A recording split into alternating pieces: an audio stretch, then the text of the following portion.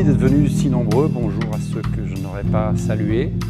Je trouve que c'est dommage que vous filmez pas le public. Ils sont tous beaux. Mais c'est ainsi. On va faire ce petit voyage en agroforesterie, mais évidemment, comme toujours, c'est un voyage commun, c'est un voyage partagé, puisque à sujet de société, il faut le traiter ensemble. C'est un acte, de mon point de vue, mais je le mets dans le débat, c'est un acte de civilisation, l'agroforesterie. Je ne connais pas d'agriculture qui puisse se passer d'arbres. Ça fait 30 ans officiellement, et puis avant, par mes parents, que j'observe, que je regarde, et je ne vois pas une seule agriculture qui puisse se passer d'arbres. Lequel, à quel moment, dans quelles conditions? On a cette chance inouïe d'avoir ce terrain expérimental proche pour nous donner peut-être la clé de sol ou le chemin, le cheminement, la direction, qui sait? Nous verrons bien. L'homme qui plantait des arbres, l'homme plante les arbres et la femme amène la fécondité, n'est-ce pas? Ne l'oublions jamais. L'homme qui plantait des arbres avec un grand H. Et commençons tout de suite comme ça, puisque faut faire plaisir aux caméramans. Non, je plaisante. Hein. Je vais leur faire quelques blagues, vous inquiétez pas. Pour inscrire dans la postérité mes blagues fumeuses, et parfois fameuses, mais pas toujours. L'homme qui plantait des arbres en dit long sur cette fable, ce roman, ce récit, cet écrit précieux, très précieux, et aussi précis que précieux. Souvenons-nous, et commençons par la fin. Ça fait partie de mon métier, 35 000 fermes, avec Vers de Terre Production, 35 000 fermes sous indicateur de résultats en agroécologie, 50 formateurs associés, du monde un petit peu partout. Cette agroécologie qui, à mon avis, fait converger toutes les agricultures. On reviendra sur l'idée de convergence ou pas. Des essais, des doutes, des réussites, des échecs, clairement. Mais aujourd'hui, une base stabilisée dans un contexte d'une complexité redoutable, j'ai nommé les chocs climatiques, inouïs, on peut tout perdre en 24 heures, et beaucoup perdent en 24 heures aujourd'hui, et je crois que vous êtes malheureusement, pour certains d'entre vous, bien placés pour le savoir. L'homme qui plantait des arbres, à la fin, les sources recoulent. Parce que l'arbre, dans le cycle de l'eau, il fait beaucoup, voire plus. C'est devenu notre travail avec Hervé Covès, parce qu'il est souvent venu ici, je crois, ou régulièrement en tout cas.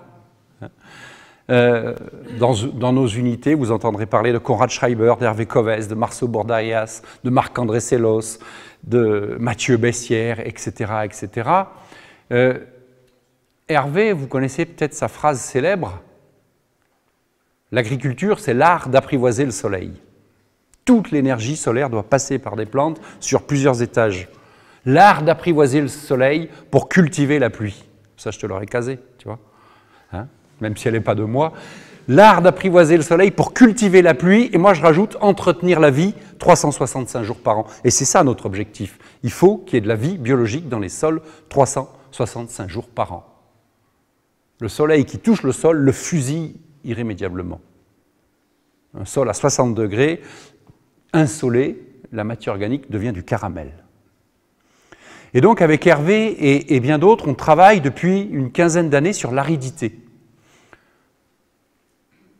En Espagne, au Maroc, en Tunisie et ailleurs. Au Maroc en particulier, on a une associée qui s'appelle Geneviève Michon, quelqu'un de précieux qui a écrit un livre que je vous invite à regarder en dehors de l'écriture qui est superbe, des agricultures à l'ombre des forêts. Ça, c'est un précis d'agroécologie fabuleux.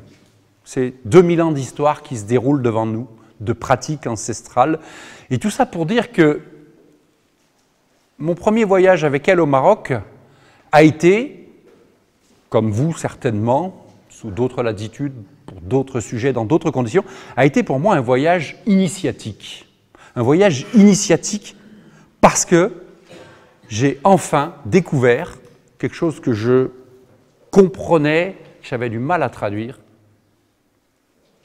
Mesdames, Messieurs, vous êtes bien assis, j'espère. l'arbre hydrate des milieux secs. Et l'arganeraie, c'est 1 million d'hectares. Les parcs à frênes fourragers, c'est 2 fois 200 000 hectares, faits par des paysans qui se sont sédentarisés et qui vivent plutôt bien, des produits, avec plusieurs S à la fin, des produits de l'arbre. L'arbre hydrate les milieux secs. Un système très connu aussi, plus proche de nous, qu'on étudie, qu'on regarde très finement, la DSA. Vous connaissez ou pas le système? Beaucoup d'entre nous connaissent un des produits de cette agroforesterie, qui est le pata negra. Ça montre de l'importance de l'élevage dans nos agricultures. Pourquoi vous riez, madame? Le pata negra, vous connaissez? Le cochon, le bellota, le porc ibérique avec des glands doux. Ça, avec un bon canon. Il y aura des canons aujourd'hui?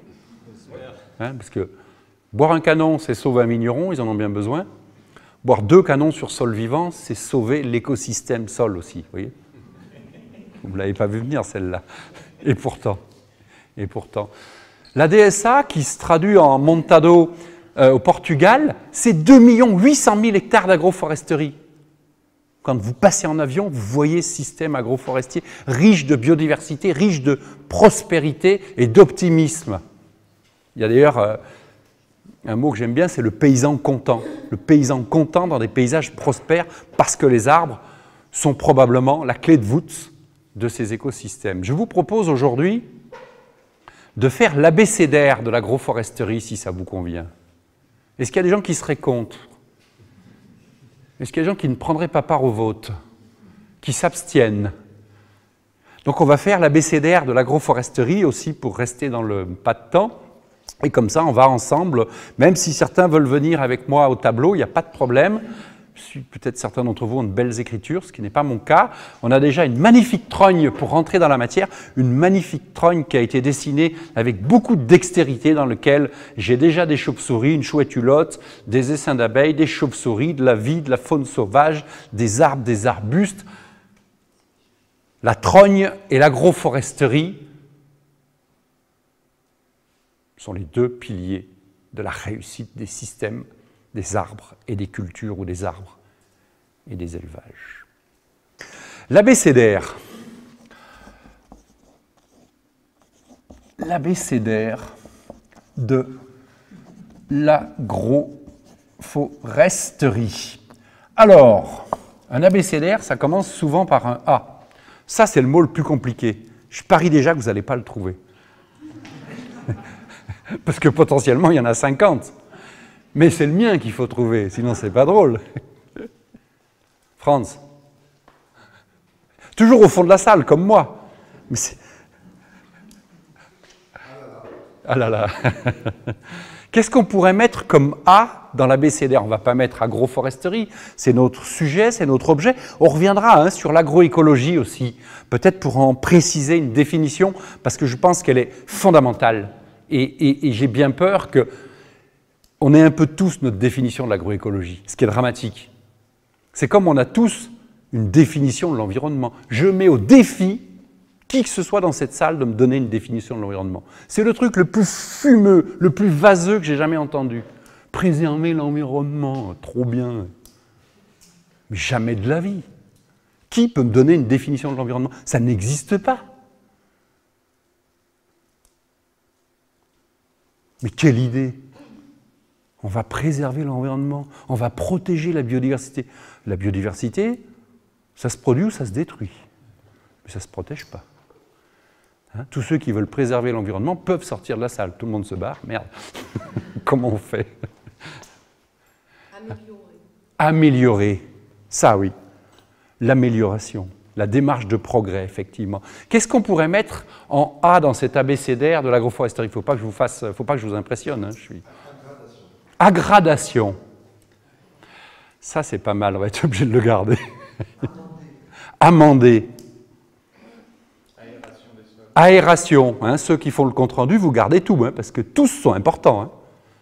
On va tout garder, on va en mettre un parce qu'il en faut un. Mais l'aggradation, c'est hyper intéressant, hyper important, puisque nous dégradons, c'est un mot qui nous vient du Canada, Nous dégradons 95% de nos agricultures, qu'elles soient grosses, petites, moyennes, en bio, pas en bio, en vigne, en céréales, en poly, en je sais pas quoi. 95% de nos agricultures dégradent les sols, perdent de la matière organique.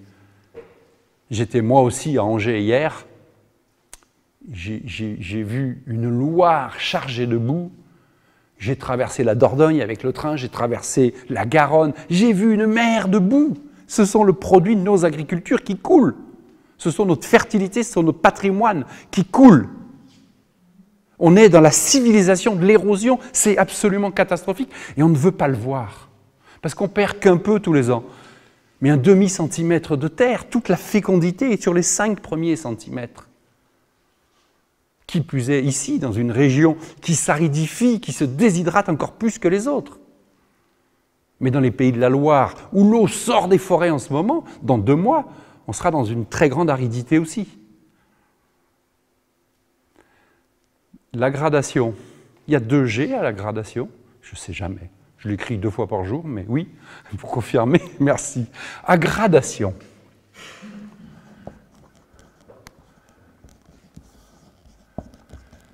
À gradation, et là on commence très fort. Quand je suis paysan, chaque jour qui passe, je dois améliorer mon capital sol. Si je le détruis, si je le dégrade, c'est même pas la peine, puisque le cycle de l'eau, de la biodiversité, du carbone, du microclimat sur lequel on reviendra, de la productivité, donc de l'emploi, donc de la fertilité, en dépend directement. Moi, je voulais mettre agronomie. Je vous invite à regarder ce sujet de l'agronomie, aussi pour rentrer dans le vif du sujet, on aura le plaisir d'être ensemble toute la journée. Pour moi, l'arbre, c'est un pilier agronomique. Ça ramène du bois, ça ramène des gousses, des baies, des fruits, un microclimat, tout ce que vous voulez, mais c'est avant tout une démarche agronomique. C'est-à-dire, le jour où vous plantez, c'est déjà rentable. Parce que vous donnez une indexation à votre sol. Et je vais citer Ernst Zürcher, que j'ai eu le plaisir de publier, dont le bouquin est là, Les arbres entre visible et invisible. Ernst dit, partout où elle peut, la terre appelle des arbres. Et nous, on doit copier ça. On est dans des systèmes hyper productifs. Si on se met dans des systèmes punitifs qui ne produisent pas grand-chose, il ne faut pas y aller, c'est foutu. La nature produit beaucoup. L'écosystème forestier fait le maximum. Partout où elle peut, la terre appelle des arbres et fait pousser les plantes les plus grandes possibles dans un laps de temps le plus court possible. Donc si on cultive des pâquerettes et du gazon, on ne crée pas de sol, on détruit les sols. Il y a des systèmes herbagers qui détruisent les sols tellement ils sont surpâturés et sous-utilisés. L'agronomie est le pilier de ce dispositif d'agroécologie, puisque le sol est renseigné de vie, de bactéries, de champignons, les champs mycorhiziens créés, produits par les arbres. La forêt est auto-fertile. Sous toutes les latitudes, la forêt produit de l'eau, produit du sol, produit de la biodiversité, produit du bois, de la biomasse, avec rien. Un tout petit peu de CO2, il y en a encore un peu dans l'atmosphère, et un peu d'eau. Si peu, hein, 0,02%, je veux dire, c'est pas grand-chose. Hein. Peut-être que ça nous pose quelques problèmes, mais c'est si peu. Puisque Martin parlait de l'acoustique, ce magnifique plafond plancher avec ses poutres majestueuses, je ne sais pas d'où elles viennent, mais il fut un temps où les arbres poussaient bien dans le coin. Ouais, elles doivent venir du sud de l'Aude, hein, je pense, pour les transporter. Ouais, oui, pour le coup, tu as raison. La première difficulté étant déjà de les transporter. Oui, c'est vrai qu'elles ne viennent pas de Norvège ni de Finlande, hein, pour le coup. Hein. Ce qui est intéressant, au-delà de l'acoustique, au-delà du confort, il fait frais dans la salle, mais on est bien. Les dinosaures ont voulu qu'on reste à l'intérieur, mais peut-être que les dinosaures avaient raison.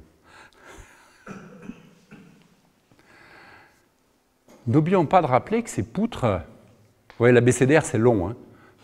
On a à peine attaqué le A. Mais si on arrive déjà au M ou au N, c'est déjà pas mal. Après, ben, vous ferez bien ce que vous pourrez. Hein. L'abécédaire, c'est toujours un peu long. À démarrer, après on va l'accélérer, vous inquiétez pas. Hein, rappelons que ce bois de cœur, Ce bois de cœur dans lequel il y a encore un peu, mais on va enlever l'eau, il n'y a pas d'aubier, il n'y a pas de bourgeon, il n'y a pas de feuilles, bien évidemment, il n'y a pas de branches. Dans ce bois de cœur, là aussi, hein, je cite Ernst Zürcher, mais il y a de la matière première. Et l'avenir est à la biomasse pour le coup. Hein, parce qu'on parle beaucoup d'énergie renouvelable. Moi, il y a 28 ans, Francis Allais m'a dit, le célèbre botaniste Francis Allais m'a dit, mais le seul modèle de développement durable que l'on connaisse vraiment, c'est la plante, et l'arbre en particulier. Le panneau solaire, c'est la feuille. La feuille, la photosynthèse qui remet de l'air pur, qui refait le cycle de l'eau et qui refroidit. C'est la photosynthèse qui refroidit. Ça fait de la photosynthèse des amandiers? Hein? Donc, continuer à faire de la photosynthèse et multiplier, en tout cas sur le territoire hexagonal, si on veut refaire le cycle de l'eau, il faut multiplier par 3 l'activité photosynthétique. C'est ce qui nous manque aujourd'hui. Multiplier par 3 l'activité photosynthétique et remettre des arbres et des haies au bord de route, au bord de champs, au bord de chemins, etc., etc., etc. Le bois qui est au-dessus de notre tête, et vous le savez peut-être, si je vous demande, François, si je vous demande d'où vient cette matière, d'où vient la matière première qui est au-dessus de notre tête, elle vient du sol, elle vient de l'atmosphère. Mais en pourcentage, savez-vous en pourcentage, en gros, est-ce que c'est 50-50? Ou est-ce qu'il y a un des deux qui ferait basculer la fameuse balance? Qui c'est ça? Il faut se lancer. 50-50? Oui. Où? Dans le sol? Oui. Qui dit mieux? 99 et 1. Oui. Les enchères montent vite ici. Les cerveaux sont au frais, ils fonctionnent. Hein? La réponse est tout à fait celle-ci, messieurs. C'est 99,8% de cette poutre n'est que de l'air. Vous vous rendez compte du truc? C'est juste incroyable. Lisez et relisez Ernst Zürcher. Lisez aussi Marcel Boucher sur les vers de terre. Ça fait beaucoup de bien. Et ouais. Alors, la gradation, on va passer au B quand même. La gradation, l'agronomie, et puis tout ce que vous avez dit, et puis d'autres apparaîtront encore. Qu'est-ce qu'on pourrait mettre dans ce B? Biomasse. Biodiversité. Souvent, c'est lié, et on les oppose bien trop souvent. Beaucoup de biomasse égale beaucoup de biodiversité. Je ne parle pas de la monoculture de la forêt landaise, évidemment. On a des collègues qui, dans leurs unités, disent « plantent des conifères et achètent des canadaires ». C'est pas de moi, j'aurais pu la trouver, celle-ci. C'est à la fois drôle, et inquiétant. Biomasse, biodiversité, quoi d'autre? Ce qui nous anime souvent, parce qu'on l'oublie, et c'est probablement, moi le premier, je l'oubliais trop souvent. C'est peut-être Hervé Covès qui m'a remis dans le droit chemin, pas tout à fait encore, mais il y travaille. Je vous rassure, la beauté. Hein? Un paysage vivant, un paysage diversifié, un paysage fertile, c'est le produit qu'on veut manger. C'est là qu'on se sent bien. Hein, quand vous bossez dans la vigne et qu'elle est agroforestière, on verra ça tout à l'heure, et on verra ça cet après-midi, c'est pas la même vigne, c'est pas la même vie. Quand ça chante l'oiseau, ça change tout. La beauté. Il est bien évident que la biodiversité, la biomasse reste. Hein, dans la biodiversité, on en perd beaucoup. On en détruit beaucoup, on n'en produit pas assez. Et la biodiversité, c'est pas comment dire, c'est pas un problème, c'est la solution. D'ailleurs, on le voit dans toutes les agricultures, et on le voit notamment à Bruxelles et à Paris, et surtout à Paris, où il faudrait faire de l'environnement. Mais l'environnement, Si tant est qu'on se mette d'accord sur une définition, c'est une solution pour l'agriculture, l'environnement. Alors on dit, mets une petite bande enherbée par là, mets un nichoir par-ci, mais pas du tout. Mettez tout au centre et faites tout péter. Foutez de la biodiversité à bloc et à fond dans tous les sens. La biodiversité, c'est le moteur de la productivité en agriculture. Vous connaissez une agriculture qui puisse se passer, merci chers confrères, de rapaces? Vous connaissez une agriculture qui puisse se passer de chauves-souris? Vous connaissez une agriculture qui puisse se passer de vers de terre? Vous connaissez une agriculture qui puisse se passer de mésanges et d'abeilles sauvages? Il y en a 1000 en France. Mais sur chaque mètre carré de nos parcelles doit passer des mésanges, des chauves-souris, des abeilles et des vers de terre tous les jours. Ce n'est pas un truc qu'on met dans un coin, la biodiversité. Ah, je vais faire une jachère fleurie à l'autre bout du domaine. Va plutôt au bistrot, tu feras un acte de civilisation. Ça fait pas rire tout le monde, tant pis, j'aurais essayé. J'aurais essayé. Donc, la beauté, la biodiversité, etc., etc. Rappelons que le bocage, pilier de l'agroforesterie, clairement, hein, on verra si on a le temps de définir l'agroforesterie, mais encore une fois, on a la journée pour le faire, donc on va y aller doucement. Le bocage, l'assemblage de haies, alors là, pour le cycle de l'eau, pour faire de la thermodynamie, pour la fixer, la concentrer. D'ailleurs, il y a beaucoup de bocage en Bretagne et en Normandie. Là où il en reste, il pleut plus. Là où il y a beaucoup de bocage, vous regardez les radars satellites, il pleut plus là où il y a du bocage. Très clairement. J'explique pas tout et ce n'est pas tout à fait mon métier, mais nos collègues scientifiques et techniciens nous montrent et nous démontrent que ces masses boisées, ces masses herbacées et la conjugaison des deux fait pleuvoir. De l'évapotranspiration, hein, 80% du cycle de l'eau à peu près, il vient du territoire et pas de la mer. Dans les livres de géographie, on voit l'eau sort de la mer et puis elle vient, si elle sortait de la mer, il pleuvrait souvent ici. Hein, et à Perpignan encore plus. Il ne pleut plus. Hein. Si l'eau sortait de la mer, elle tombait sur le continent, ça se saurait, ça se verrait surtout. Hein. Sauf qu'à Perpignan, il pleut. Là, il a fait 80 mm, semble-t-il. Il ne pleut quasiment plus. Donc, c'est un petit peu différent. Francis Allais nous parlait des germes de pluie, nous parlait des arbres qui font venir l'eau, etc. Je vous avoue qu'il y a 30 ans, on regardait ça avec un peu de... Tant qu'on n'est pas dans cette difficulté, tant qu'on n'est pas dans cette aridité, on le regardait un petit peu avec, ouais, probablement, il bosse sous les tropiques. Et puis là, aujourd'hui, le sujet, je vous invite à regarder les travaux de Francis Allais, en particulier Éloge de la plante et Plaidoyer pour l'arbre. Je vous invite à regarder ça, c'est jubilatoire, c'est grandiose, c'est puissant, c'est un excellentissime pédagogue. Et ça pose bien, lui me l'avait dit d'ailleurs à l'époque, puisque pareil, il était très entouré, et quand je l'ai rencontré, je dis mais pourquoi tu m'accueilles comme ça chez toi à Montpellier, tu as beaucoup de demandes. Il m'a dit, 1, j'aime bien le vin, 2, j'aime bien le magret, 3, tu as l'air sympa, 4, tous les gens qui ont envie de parler d'arbres, je les accueille. Il m'a fait une liste de 12 personnes qu'il fallait voir absolument, que j'ai contactées. En 3 ans, j'ai contacté, les 12 personnes sont devenues de très bons copains, et les 12, je les ai publiées. Oui, on a fait des bouquins, comme on ne savait pas trop quoi faire ensemble. Ernst Zürcher, que je nommais, Geneviève Michon aussi, en faisait partie. Et Francis nous disait déjà ça, bien évidemment. Le cycle de l'eau dépend des arbres. Ernst l'a confirmé. Du coup, je ne sais plus ce que je voulais dire. On en était au C. Cycle. Les grands cycles. Coopération. On en manque. Et les plantes nous le disent bien. Oui, Axel Kahn avait, même s'il ne faut pas tout mélanger, en décryptant le génome du riz, avait trouvé qu'il était 2,5 fois supérieur au nôtre. Alors la stupéfaction dans le monde de la recherche et de la science. Un grain de riz, et encore il ne l'a pas fait sur le petit épeautre, vous imaginez même pas.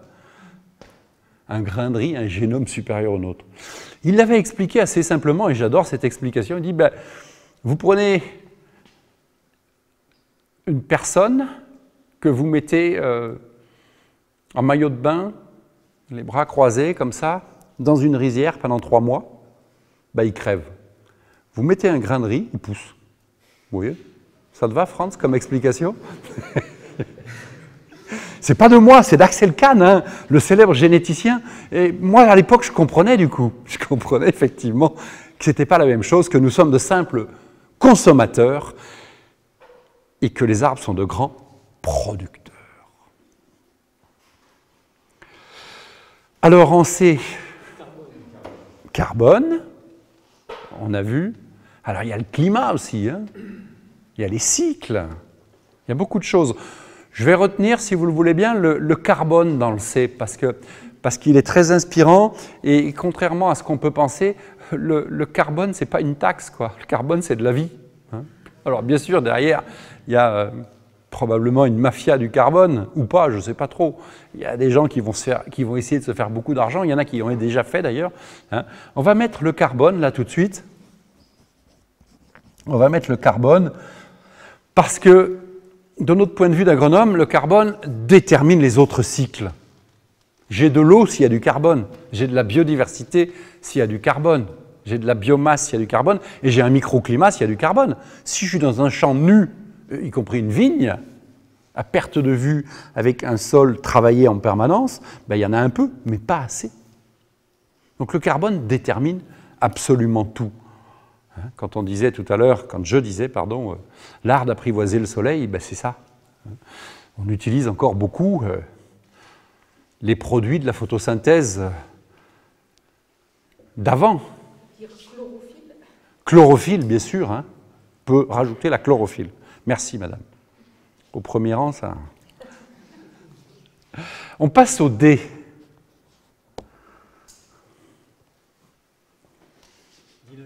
Dynamique, pas mal dynamique, pas mal, pas mal.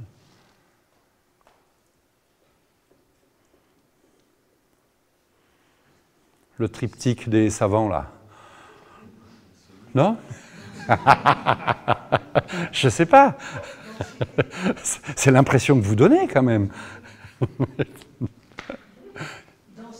Densité, densité, densifier. Densité et densifier.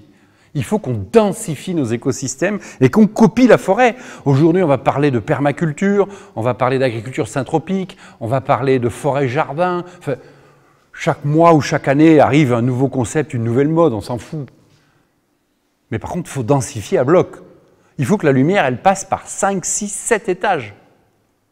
Qui plus est, quand on en a beaucoup, cette énergie lumineuse, il faut la capter, la capturer et l'intégrer dans le sol. D'autres propositions pour le D? La durée. La durée, s'inscrire dans la durée. Vous voyez? Suffit d'appuyer sur le bouton. Oui, hein, s'inscrire dans la durée, et c'est compliqué. Hein, a priori, c'est compliqué. Mais oui, il faut voir loin. On ne peut pas voir juste après-demain ou l'année d'après aujourd'hui. Qui plus est, en tout cas dans le contexte agricole que l'on connaît un petit peu, dans les autres probablement, s'inscrire dans la durée. Aujourd'hui, il faut voir à 20 ans. Compte tenu de cette difficulté, de ces chocs climatiques, il faut avoir une vision, une programmation à 20 ans. Si je prends l'exemple de la vigne, changer un cépage qui résisterait un peu mieux à l'eau, ou un peu mieux aux maladies, ou un peu mieux... Il faut regarder beaucoup plus loin et beaucoup plus large que ça, probablement. Qu'est-ce qu'on garde dans le D? Qu'est-ce qui vous plaît? La durée? Allez, pourquoi pas. La durée. Un pas de temps. Qu'est-ce qu'il y a après le D? Après, je ne sais plus, mais... L'étage, oui, l'étagement, hein, densifier, étager. Ça me paraît être quelque chose de très, très important. Quand moi, je fais un peu le tour des systèmes agroforestiers presque du monde. C'est difficile de les voir tous, il y en a vraiment partout. Et ça fonctionne par étage. Hein, on parlait de coopération, comment on fait coopérer des plantes les unes avec les autres et comment on les assemble, effectivement. Donc, étage, quoi d'autre? L'écologie. L'écologie vraie, hein, pas l'écologie punitive ou l'écologie politique qui oublie la moitié du monde en chemin, hein, où on vous dit si vous mangez de la viande, vous faites un geste pour vous mangez pas de viande, vous faites un geste pour la planète. Comment dirais-je?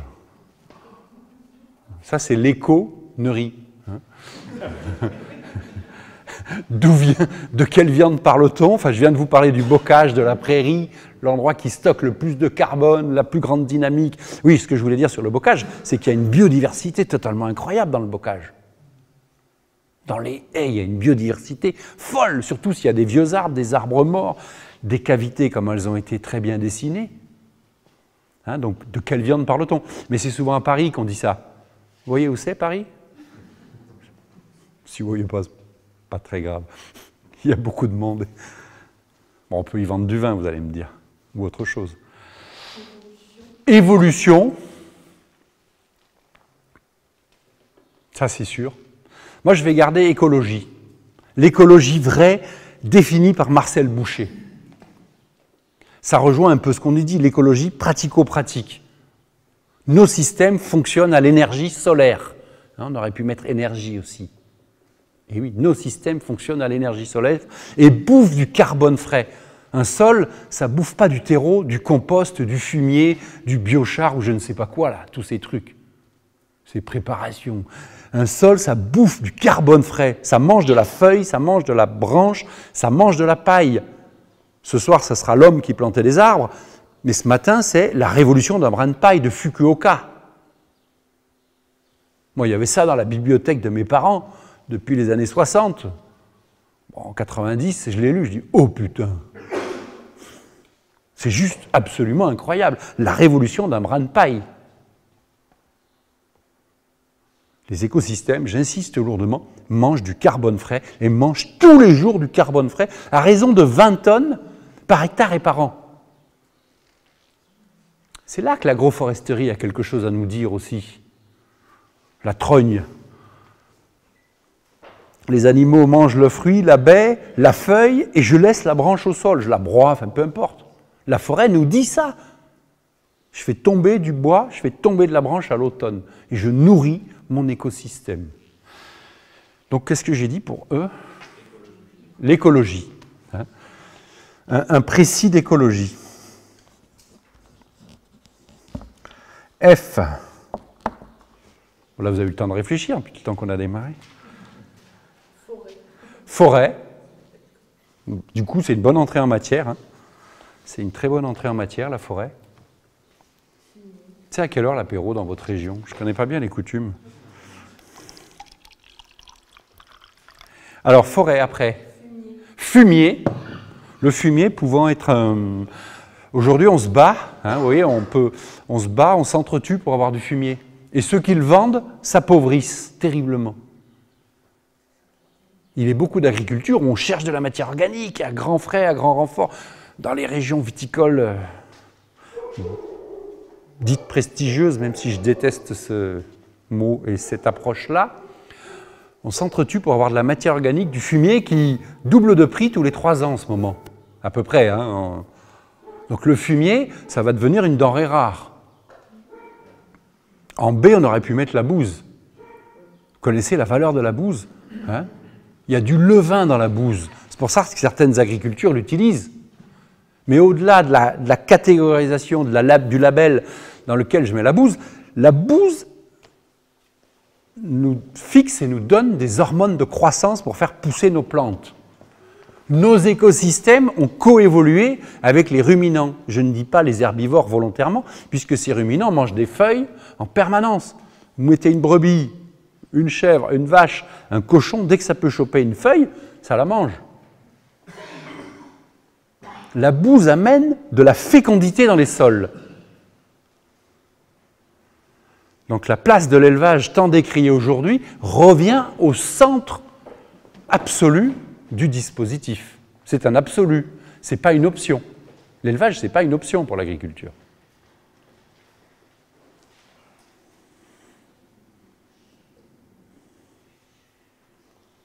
Pour que les choses soient bien claires, et en français dans le texte, c'est bien une plante qui est mangée là,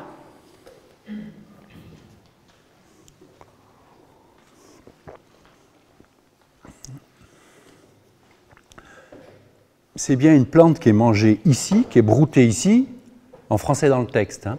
C'est bien une plante qui est mangée là et qui est chiée là, hein, qui est importante. Hein. Si vous faites venir de la bouse de l'autre bout de la France, à part vous faire du bien, ça n'a pas beaucoup d'intérêt.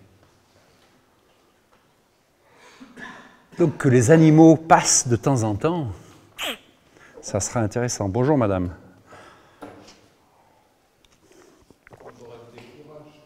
Fourrage, bien sûr. Hein, l'arbre fourrager que je nommais au Maroc, il va devenir déterminant, puisque vous avez à la fois l'ombre, le microclimat, la gestion des mycorhizes et un produit. Il n'y a pas de punition dans cette approche de l'agriculture en agroécologie. Il n'y a pas de puni. Alors, F, qu'est-ce qu'on retient dans le F?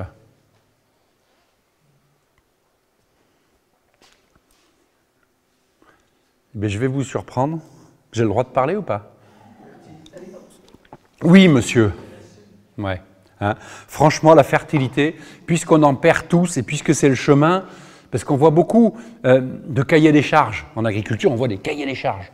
Déjà, il faudrait que ce soit des cahiers des propositions. Cahiers des charges, 80 pages. Et tu ne sais pas quoi faire. Si tu mets juste...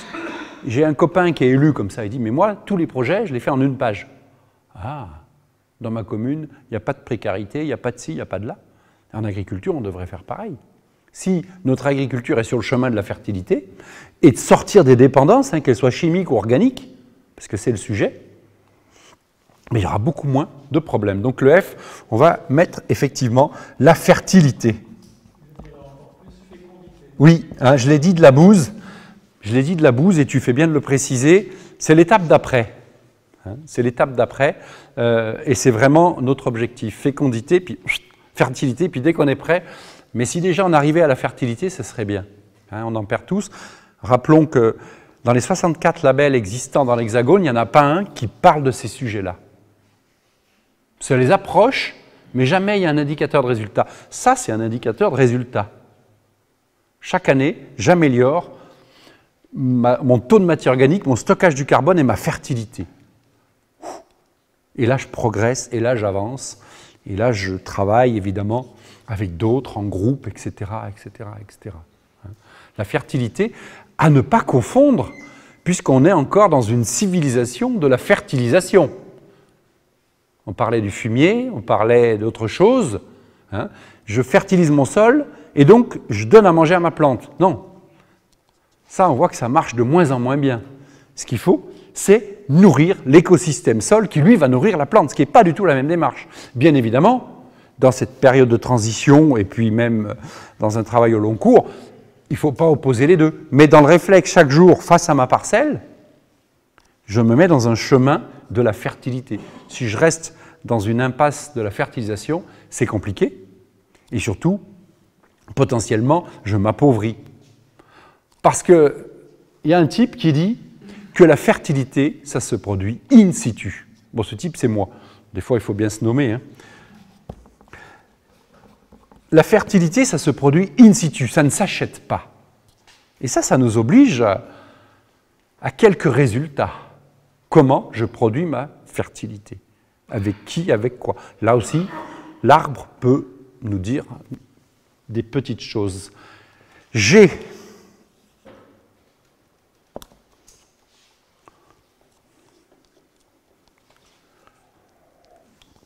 Allez, j'avance. J'ai aucune idée de l'heure, mais il doit être tard. On va parler de génétique, beaucoup. Le bon blé, le bon arbre, le bon tout ce que vous voulez. Et génétique et même conformation. Vous voyez, je vous ai amené le mal de la viticulture, mais c'est souvent aussi le mal de l'arboriculture. Si vous voulez, je le ferai passer, vous connaissez. Ici, c'est un cep qui a été planté, qui n'aurait jamais dû être planté parce qu'il n'est pas conforme. Il est strangulé. C'est-à-dire qu'il y a beaucoup d'hormones, beaucoup de racines, et toutes les racines luttent les unes contre les autres. Et je pense que 98% de vignobles, depuis 60 ans, est sous cette formulation-là. C'est-à-dire toutes les vignes qu'on a plantées sont strangulées. Donc du coup, faire de l'agroécologie en viticulture avec des arbres, mais les vignes vont plonger parce que de toute façon, elles ne sont pas capables de se connecter correctement à l'arbre parce qu'elles n'arrivent déjà pas à s'alimenter seules. Quand je regarde les arbres fruitiers produits, pareil, hein, des fois vous sortez quand même des fruitiers de 2,50 m en 2 ans dans des pots de 8 litres. Comment dirais-je? Surtout, ne plantez jamais ça. Hein. Donc la génétique, la conformation, l'origine du plant, puisqu'on va planter beaucoup, et que certains ici dans la salle vont devenir pépiniéristes, c'est fondamental. Dans nos unités, et surtout dans l'unité de la vigne, avant même de commencer à planter un arbre, on arrache par parcelle 2 ceps représentatifs, morts ou vivants, pour voir où en est la vigne, est-ce qu'elle est apte à continuer, ou est-ce qu'il faudra l'arracher dans 3 ans. Dépérissement, mortalité, battance, compaction, maladie, oxydation, la vigne, la moyenne française, c'est qu'on commence à avoir des problèmes importants à 17 ans, quand la vigne a entre 16 et 17 ans. La vigne, c'est pour 100 ans minimum. Hein. Ça commence à être bon à 25. Je fais des tests grandeur nature, là. Hein. Ah non, mais vous vous rendez compte, à 17 ans, je commence à avoir 5% de manquants. À 22 ans, 15%. J'ai déjà 15% de ma récolte qui a disparu de mon champ. Qui plus est, une vigne qui ne produit pas, ne construit pas de sol, etc., etc. Donc la génétique, ça va devenir aujourd'hui un sujet urgentissime. Au-delà des chocs climatiques, au-delà de quand est-ce que je plante, dans quelles conditions, à quel moment, avec quelle base. Parce que, pourquoi je vous dis ça? Parce que souvent, on nous a dit, mais tes arbres, ils pénalisent ma vigne. Mais c'est pas mes arbres. Rien ne m'appartient. Quelle idée. C'est pas mes arbres. 2, la vigne n'est pas apte à les recevoir. Donc, est-ce que c'est l'arbre qui est un problème, ou est-ce qu'il faut regarder la totalité de la chose? Je peux vous dire que avant même de planter un arbre, maintenant, c'est nouveau, ça vient de sortir, ça faisait longtemps qu'on le préparait, avant même de planter un arbre, on oblige, entre parenthèses, parce que de notre point de vue, c'est une pédagogie active, tous nos futurs porteurs de projets, adhérents, planteurs, sympathisants, partenaires, et chaque jour qui passe, ils sont plus nombreux, la demande est exponentielle, y compris dans une situation très complexe, à faire un état des lieux en 24 points de leur parcelle. Pour ceux que ça intéresse, il y a 24 points, on y reviendra peut-être cet après-midi, il y a 24 points avant de planter une vigne, avant de planter un arbre, avant de semer un couvert végétal, pour être sûr de le réussir. Comme ça, c'est pas la peine de dire « Merde, ah putain, ça n'a pas marché, je vais voir l'année prochaine, je vais faire un autre. » Non. Où en est mon sol? Et qu'est-ce que je peux y faire dedans? En 24 points, je vous garantis que vous avez toutes les indications, et ça me permet d'en donner une tout de suite, d'un travail qui est absolument remarquable. Je sors mon matériel végétal au fur et à mesure, d'un travail qui est absolument remarquable, et que vous connaissez probablement, mais qu'il est de mon devoir que... J'ai perdu la bonnette. Excusez-nous, hein. En réalité, moi je suis venu que pour le cinéma. Hein. Non, mais c'est pas grave, ça ne gêne pas. Oui, il n'y a pas vraiment de vent. Hein. D'un travail fondamental, d'un travail absolument fondamental que je vous invite à regarder, qui est plutôt bien renseigné dans les bouquins, qui est très bien renseigné sur le net. C'est un paysan d'un des pays de la Loire, je ne sais plus lequel, qui s'appelle Gérard Dussert. Ça vous parle peut-être? Dans le Charolais, merci. Gérard qui n'est pas très en forme en ce moment. Gérard a travaillé sur les plantes bioindicatrices. Et Gérard a démontré qu'il n'y a pas une seule plante qui s'exprimait au hasard, surtout quand elle était en masse. Moi, je viens de finir l'écriture d'un livre qui reprend un peu les travaux du père fondateur. Moi, j'ai écrit un livre, j'ai pris 50 plantes, j'ai pris les 50 plantes les plus détestées, qui piquent, qui puent, qui poussent n'importe où, n'importe comment, et je les ai traduits parce que j'ai trouvé une illustratrice, donc ce bouquin sortira à l'automne. Mais Gérard Dussert a mis un pavé dans la mare. Il a dit, mais les mauvaises herbes n'existent pas. Une mauvaise herbe, c'est une plante dont on ne connaît pas l'utilité. Il y a quand même des gens qui luttent contre le chien-dent, contre le liseron, contre la folle avoine, contre les coquelicots, contre les kénopodes, contre les amarantes, contre la renouée du Japon, Il y a des gens qui luttent contre ça. Vous imaginez, 60 ans de chimie, on n'y est pas arrivé, 3000 ans d'arrachage de houx, d'arères, de bineuses, de sarcleuses, et il y en a toujours plus. Le datura qui exprime... T'as bien fait de venir, hein? Ah mais on ne se tutoie pas, pardon. Et oui, le datura qui exprime la pollution du sol. Je dis, oh, saloperie, le voisin, il m'a envoyé des graines de datura. Pardon? L'expression de la levée de dormance et les conditions de levée de dormance du datura donnent une expression claire et nette. Mon sol est pollué. Est-ce que j'ai le temps de laisser le datura faire le boulot? Je ne sais pas, et ce n'est pas tout à fait l'objet de la matinée. Parce que certains portent des coquelicots à la boutonnière. Sauf que c'est une plante du désert. Donc quand on veut des coquelicots, on veut la fin de l'humanité. Donc de l'importance de la caractérisation de ce que l'on dit, de ce que l'on regarde. Ce pavot nous montre qu'on est sur un tas de sable qui s'aridifie. Toutes les plantes ont un message extrêmement important à nous délivrer. Et dans cet état des lieux que je précisais tout à l'heure, quand vous le faites avec les plantes bioindicatrices, ben vous avez fait la moitié du boulot. Et c'est facile d'en connaître une douzaine de ces plantes. Gérard a produit beaucoup de bouquins, dont 3 tomes de 200 pages au moins, plus un petit livre bleu qui précise les levées. Il est des organisations agricoles diverses et variées qui ont fait des synthèses, donc c'est facile de trouver des PDF, c'est facile de trouver des vidéos. Quand vous en connaissez 12-15, ben tout de suite vous savez en quoi vous êtes bloqué, carencé, oxydé, pollué, compacté, peu importe. Mais en tout cas, ça, dans cet état des lieux, ça vous dit ce qui s'est passé pendant 10 ans et ça vous montre le chemin, pour le coup, que vous pouvez prendre plutôt que de lutter contre, leur faire le boulot. Elle reconditionne, elle restructure, elle réorganise les sols et les cycles de l'eau en particulier. Elles font le boulot pour nous. Donc j'ai génétique. Au sens large, bien évidemment. Hein, les génétiques, le H, l'hydrologie. L'eau est en permanence dans nos têtes. Aujourd'hui, on parle d'hydrologie régénérative. L'eau est tout le temps là. Dans agroforesterie, il y a eau, il y a sol, il y a biodiversité, il y a climat, il y a paysage, il y a paysans, il y a productivité, en permanence. Je ne plante pas un arbre pour la biodiversité, je ne plante pas un arbre pour le microclimat, je ne plante pas un arbre pour l'eau, je ne plante pas un arbre pour le sol, je plante un arbre pour tout ça, tout le temps. D'où la complexité, entre parenthèses, de ce métier, qui relève quand même beaucoup du bon sens paysan. Je fais de la botanique, je fais de la géologie, je fais de l'agronomie, je fais de la physiologie, je fais de l'hydrologie, je fais tout ça en même temps, bien évidemment.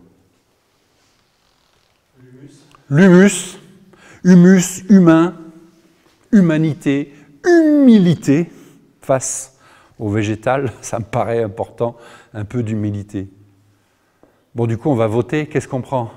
Humus, humain, humilité, qu'est-ce que tu as dit? Hydrologie, qu'est-ce qu'on met? Humus, hein? Humus, c'est pas mal parce que il suffit de marcher dans la forêt. Quand vous marchez dans la forêt, vous marchez sur de la vie. Et quand vous marchez dans vos champs, ben vous marchez sur de la vie aussi, finalement. Si vous marchez sur des modes durs, sèches et compactés, il y a un problème. On fait beaucoup de diagnostics, les yeux fermés. Fermez vos yeux. Quand vous êtes avec un groupe de 25 personnes, fermez vos yeux et marchez dans vos parcelles. Vous avez mal aux pieds? Ouais. Il y a encore un problème. L'humus. L'intérêt de cet abécédaire, c'est que c'est jamais le même. Comme ça, je ne m'ennuie pas. Je crois que c'est la première fois que je le fais en public. Allez, qu'est-ce qu'on a après le HI? Innovation. On en a besoin encore, clairement, hein, dans ce monde de végétal là, qui est grand, vaste.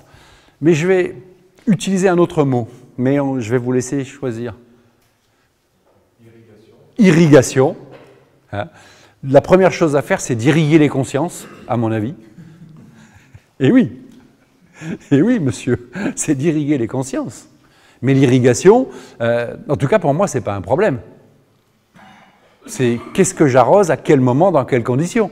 Enfin, il suffit, même il n'y a pas longtemps, les Romains irriguaient déjà, organisaient l'eau. Et oui, quand on en a besoin pendant 3 jours, si on peut éviter de crever ces 3 jours-là pour faire démarrer quelque chose, l'irrigation paraît quand même assez important. Je ne vais pas rentrer dans le débat des bassines, qui est un débat complexe et souvent stérile, puisque Les gens qui se battent ne savent pas de quoi ils parlent, d'un côté comme de l'autre, et irriguer les consciences et préciser du bon usage de l'eau, qui plus est du bon usage de l'eau sur sol vivant. C'est vrai que quand vous arrosez sur un sol mort, vous perdez votre temps, et vous perdez de l'eau. Mais de refaire les cycles, de réhumecter, de refaire de la photosynthèse, de réhydrater le système quand il en a besoin, et éviter de le perdre, surtout l'été quand on a besoin. Quand vous voyez les photos, les analyses satellitaires de la NASA nous montrent que l'été, tout s'arrête. On a récolté les blés, et puis il n'y a plus de photosynthèse, donc il n'y a plus d'humidité qui revient dans l'atmosphère. Et puis là, on attend, on se dessèche, on crame, on brûle, etc. etc. Insectes. Ah ben ouais, tiens. Ah ouais. Hein, il y en a de moins en moins sur les pare-brises, et c'est un vrai problème. Et oui, les insectes qui sont dans les chaînes alimentaires, hein, c'est la troisième combinaison. Hein. Alors après, il ne faut pas les opposer, puisque c'est une chaîne. Quand ça chante l'oiseau, on a intérêt à avoir des insectes. Qui font un boulot absolument incroyable. Interaction. Innovation, interaction, insectes, irrigation. Innovation, oui, on l'a dit. Indice. Ça, c'est sûr. C'est indiscutable, je dirais même plus. Voire indispensable. Il m'en faut encore un ou deux. L'intelligence, elle n'est pas toujours artificielle, n'est-ce pas? Elle est souvent collective. On le voit, des groupes d'agriculteurs qui ont fait ces grandes réussites agronomiques, ils l'ont toujours fait en groupe globalement. Puisque chacun a une idée et la met en perspective.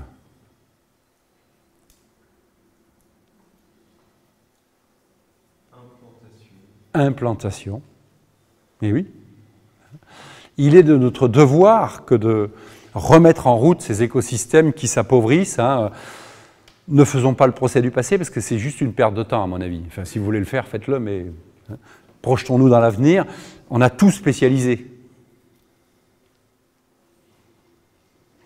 Je pense que la diversification qu'on aurait pu approcher tout à l'heure est certainement un des piliers, un des facteurs, y compris en termes économiques, diversifier, avoir plusieurs ateliers, plusieurs cordes à son arc, le bon sens paysan nous le dit et nous le redit.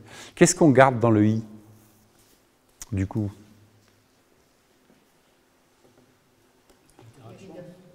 Interaction, irrigation, irriguer les consciences, ça vous va comme... Quoi d'autre? Il m'en manque un que j'aurais aimé que vous trouviez, mais bon. Pardon? Impermanence? Qu'est-ce que c'est l'impermanence?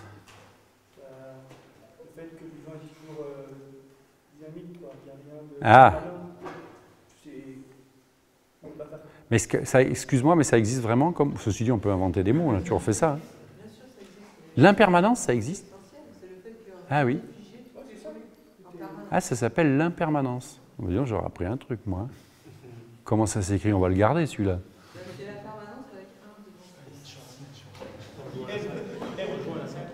Ça rejoint la syntropie.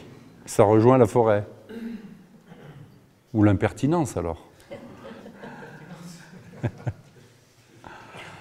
Il y en a un qui me manque vraiment, là, qu'il faut que vous trouviez. Tout ça est passionnant, hein. Les intrants, oui, c'est sûr, on en a un peu parlé, des intrants.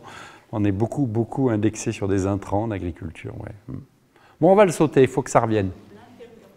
L'intériorité. IJ.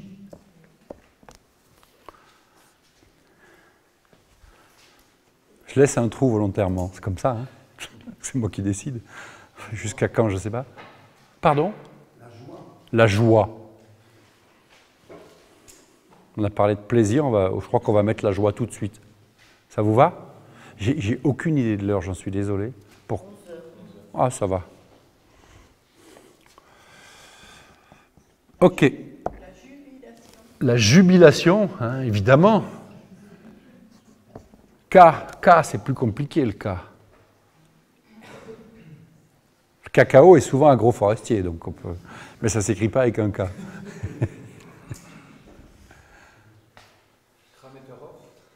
Peut-être. Disait Bosler, qu'il a mis en pratique en Autriche. Ouais. D'autres propositions?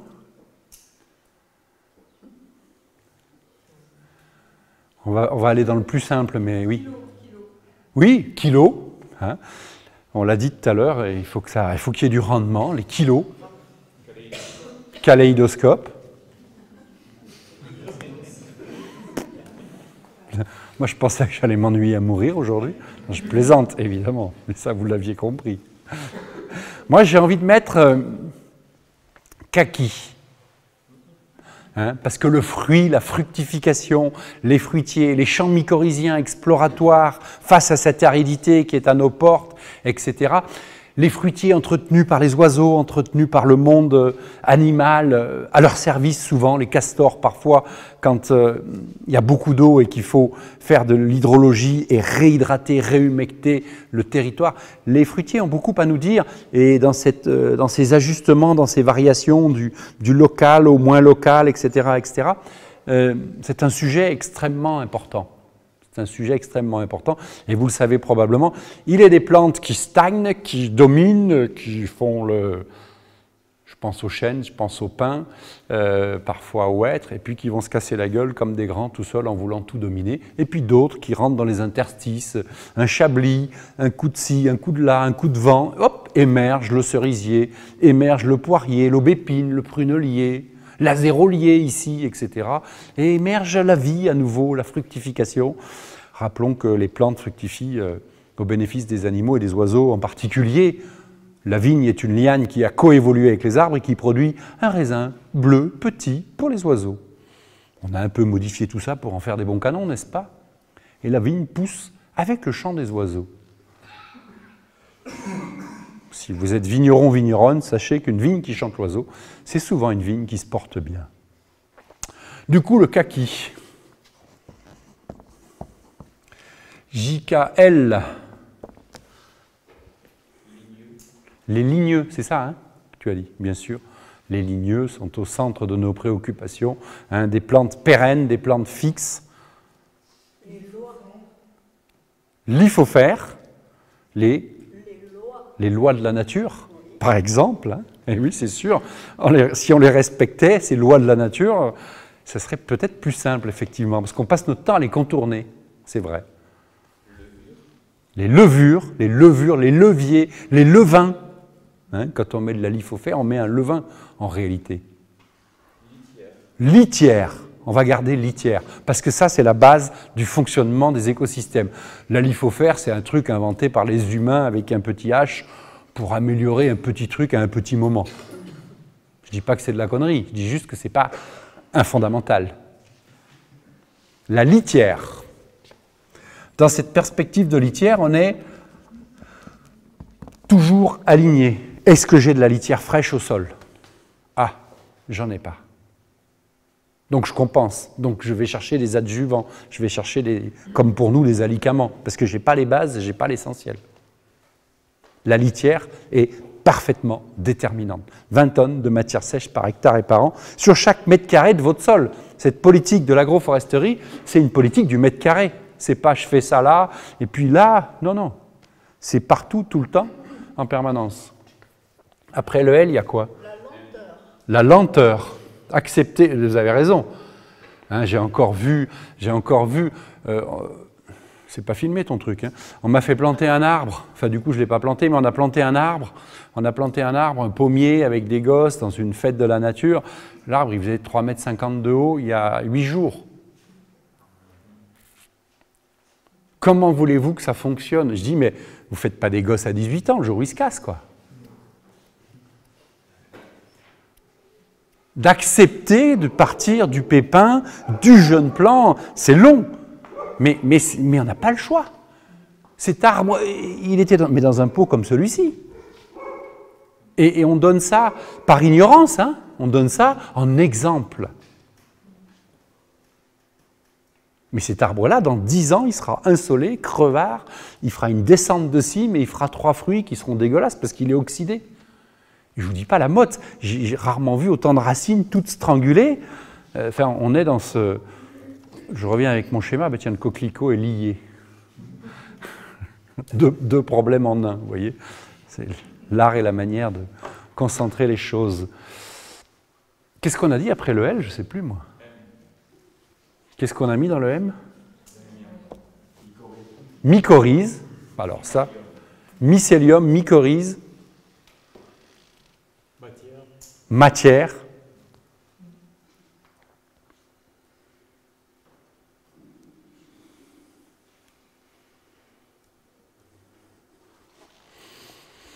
Moi, je vais mettre matière, parce que ça...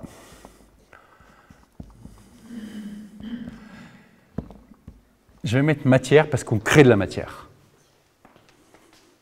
Bien sûr qu'il faut des mycéliums, bien sûr que les mycorhizes... je cite, il y a ces bouquins, au moins deux, je les ai aperçus, je cite Marc-André Sellos. Moi, je suis rentré dans ce métier avec un diplôme de mécanique agricole. Donc c'est pour ça que je me suis entouré de beaucoup de monde, parce que j'ai vu qu'il fallait coopérer, et que si on rentrait dans le monde du végétal, c'était un monde très vaste, très grand, et qu'il fallait y aller ensemble. C'est pour ça que j'ai plein de copains partout, plein d'unités, tout ça. Mais parce que j'ai fait du cinéma et de la mécanique agricole. Et tout d'un coup, j'ai eu l'appel de l'arbre. C'est-à-dire que j'étais né sous les pommiers, avec des vaches sous les pommiers, avec des canards sous les pommiers, dans une ferme en bio, mais en agroforesterie. Donc, du coup, on faisait de la permaculture sur 12 hectares. Ou de la syntropie, tout ça, c'était la même chose, évidemment. Et puis, j'ai eu cet appel-là, après avoir fait d'autres choses, ça m'est notamment l'érosion. C'est l'érosion qui m'a dit, si je peux modestement, je dis bien très modestement, faire quelque chose dans ma vie, c'est aider des paysans à lutter contre l'érosion. Et on a monté, la génération de mes parents ont monté Arbre et Paysage 32, il en est né plein d'autres, il y en a un dans l'autre, bien évidemment, pour que ce métier soit, que les agriculteurs qui veulent planter des arbres aient quelqu'un qui les aide, qui les conseille, qui les fournisse, que ce ne soit pas un métier pour l'agriculteur, parce que du coup, ça les aurait occupés 2 mois par an, à chercher le bon arbre au bon moment. Donc on a fédéré tout ça. On a fédéré et donc on en a fait un métier. On fait du conseil, de l'appui technique et donc de la génétique, etc. etc. Voilà pourquoi j'ai fait ça et je ne sais plus pourquoi je vous disais ça, mais je ne pensais pas, François, qu'il serait aussi gentil, calme et coopératif. Hein. Je pensais que c'était... Au lieu d'entendre matière, comme je suis un peu sourde, j'ai entendu mater. Ah. M-A-T-E-R. Ah oui, ouais. La terre-mère, oui, c'est sûr. Vous avez très bien entendu. C'était peut-être ce qu'il fallait entendre. Hein. Le mot qu'on utilise, ce n'est pas celui qu'on retient toujours. Donc c'est très bien comme ça. Je reviens au oui parce que, sans vouloir vous choquer, dans I, moi je vais mettre infini. Parce que le monde végétal est parfaitement infini. Dans cette finitude que l'on nous dit punitive, de tout le temps, fais pas ci, va pas là, etc. Nous, on a la chance de travailler avec du végétal, la trogne en particulier, nos copains du Maine-et-Loire, nos copains d'Auvergne et d'ailleurs, nous montrent que la trogne, elle produit de plus en plus de matière de façon exponentielle. Et ça, c'est une chance inouïe dans cet infini. On dit la Terre est fixe, ouais, ok. Mais le végétal a beaucoup à nous dire sur cette question-là. Et ça, c'est une forme de solution, probablement. Donc, l'infini. L'infini végétal. Ouais. Ben oui. Pourquoi ils ont inventé l'intelligence artificielle? On n'en avait pas besoin. Hein, franchement. MN. Alors là, vous allez vous lâcher. Comment? Ben ouais, hein, déjà. Hein, les lois de la nature, elles sont comme ça. C'est ce qui est intéressant. Et c'est pour ça que ces pratiques agroécologiques, je disais, font converger. Parce que souvent, régulièrement, on nous le dit. Ah mais tiens, aujourd'hui on va faire un débat sur l'eau. Moi je fais régulièrement des débats sur l'eau. Tout le monde pense qu'il va y avoir le feu. Mais non. Si on le pose bien, le débat, on a tous intérêt à être d'accord. Et ces lois de la nature nous le disent. Oui, mais est-ce qu'on va vraiment être d'accord sur ce que vous dites chez Vers de Terre sur l'agronomie? Mais comment on ne peut pas être d'accord sur l'agronomie? Mon nouveau frère vous le dirait. il pousse du datura, ton champ, il est pourri. Donc, tu ne sais pas être d'accord ou pas d'accord. Cet état des lieux, ce constat, il est là. Donc, on est d'accord quand on fait de l'agronomie. On n'a pas besoin de jouer à un courant de pensée qui, à un moment donné, ce n'est pas du théâtre. C'est une science absolue, exacte. On a la nature, la naturalité. Le naturisme, c'est autre chose. Hein. On va pas, c'est pas l'heure. Il ne fait pas assez chaud. Nourrir. Très clairement, nourrir.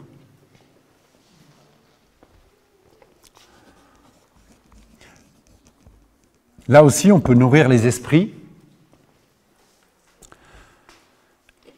Mais il faut nourrir l'humanité avec des aliments et une densité nutritionnelle forte.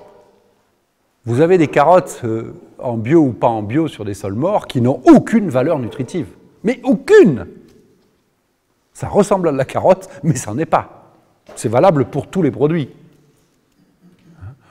Donc cette agroécologie des sols vivants, elle nous en dit long sur cette nourriture et sur la qualité. Si on doit compenser le peu que l'on mange par des adjuvants, enfin je ne sais pas comment on les appelle, j'imagine bien que dans cette salle, je n'ai que des âmes converties et actives, hein, mais de l'importance pour nous de la transmission.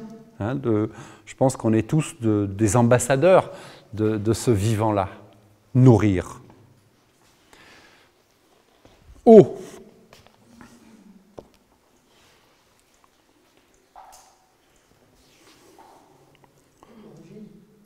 Origine, bien sûr. Outsider. On sort du champ là, mais peut-être bien, oui, pourquoi pas. Oasis. Les oasis sont des systèmes agroforestiers où on fait circuler 6 fois la même eau. Tiens, tu peux le noter ça. On fait circuler 6 fois la même eau. Quand on nous dit qu'on va en manquer, mais si on la prend, on la reprend, on la recondense, on la remet. Mais de quoi parle-t-on? Arrêtons d'avoir une vision purement hydraulique de l'eau. J'en ai 10, t'en prends 5, je t'en donne 5. Mais c'est d'ailleurs moi ce qui me fait le plus de peine. On a des mentalités de génie civil quand on devrait avoir une mentalité de génie végétal. Le génie civil, c'est hyper limité quand même. Hein. Tu prends un trottoir, tu mets une bordure, tu prends une charrue, tu lui retournes la terre, tu prends un tuyau. Non, le génie végétal nous attend quelque part. Ça, c'est sûr. Alors, Olivier, oui, ben oui, hein, on a commencé à attaquer les plantes. Observation. On va garder l'observation, si vous le voulez bien. Hein, de cette importance que de s'y mettre, que de tourner, de retourner, de contourner, de regarder, de prendre sa bêche. Est-ce que j'ai mes 2 steaks de vers de terre au mètre carré? Est-ce que ça sent l'humus au cœur de ma parcelle? Est-ce que la couleur de mon sol est ocre, marron ocre? Ou est-ce qu'il est blanc? Est-ce qu'il est lessivé, dénaturé, déstructuré? Qu'est-ce qu'on a dit, comprenez comme mot? L'observation. Observation. Est-ce que j'ai des vieux arbres? Est-ce que j'ai des cavités dans ces vieux arbres? Au P. Patience. On l'a un petit peu dit, mais oui, patience, ouais. Paysan. On va être obligé de le mettre celui-là, non? Sinon. Pluridisciplinaire. Paysage. Passion. Le fruit de notre travail, c'est la passion. Propagation.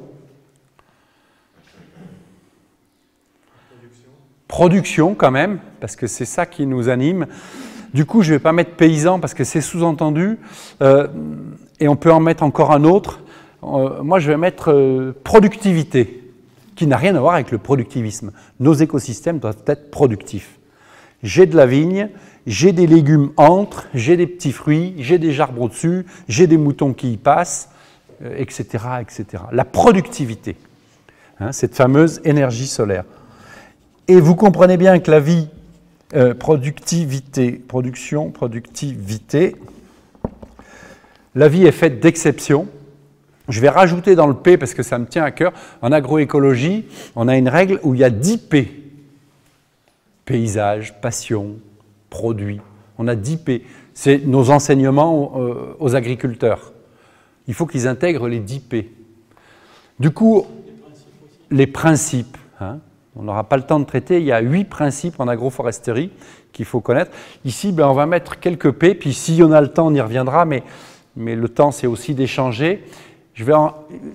L'exception sera que je vais en mettre 3 pour amorcer la pompe, des P. Parce que là, on est au cœur de l'écosystème, la patience.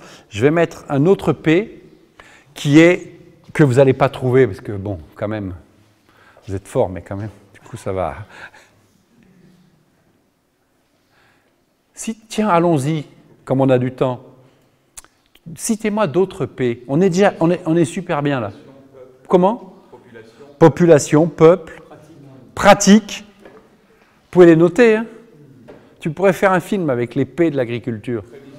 Le prévisionnel, hein, les prévisions, la projection, se projeter, il faut se projeter. Moi, quand un maraîcher vient me voir,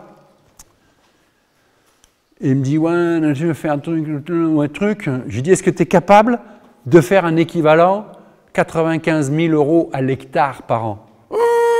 Je dis « Fais autre chose, ne fais pas maraîcher surtout. » Sur maraîchage sol vivant, c'est 95 000 balles par hectare et par an. Sinon, faites autre chose. C'est même pas la peine d'y aller.